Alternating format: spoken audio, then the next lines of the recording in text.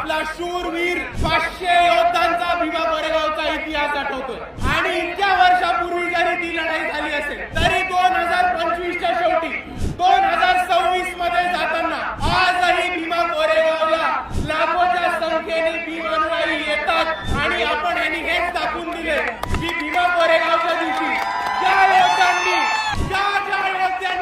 इकडे पेशवाई माती काढण्याचं काम केलं होतं त्यांना आम्ही विसरलेलो नाही आहोत मित्रांनो। आणि दुसऱ्या बाजूला ज्या 500 शूरवीरांनी इकडच्या व्यवस्थेच्या विरुद्ध, इकडच्या परिस्थितीच्या विरुद्ध आणि इकडच्या पेशवाईच्या विरुद्ध बंद उकरण्याचं काम केलं होतं त्यांना आपण अभिवादन करायला येतो। तेव्हा फक्त महाराष्ट्राला नाही तर भारताला नाही तर अख्ख्या जगाला दाखवून देतो की हे बाबासाहेबांची औलाद अजूनही लढलेलो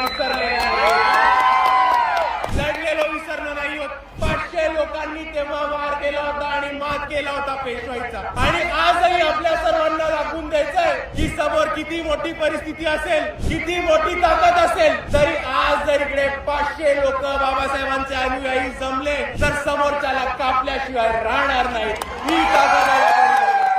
आणि म्हणून मी आपल्या सर्वांना एवढीच विनंती करतो की आज जसं आपण भीमा कोरेगावच्या इथे अभिवादन करायला एवढ्या मोठ्या संख्येने आलो, त्याच पद्धतीने आपल्याला हा शौर्याचा इतिहास आणि आपल्याला आपल्या समाजाचा लढवय्या इतिहास पुढे घेऊन प्रत्येक क्षेत्रामध्ये घेऊन जायचा आहे आणि भीमा कोरेगावच्या शौर्यांना आपण तेव्हाच अभिवादन करू जेव्हा आपण त्यांच्या पद्धतीने त्यांच्यासारखे छाती टोकपणे लढणं शिकू।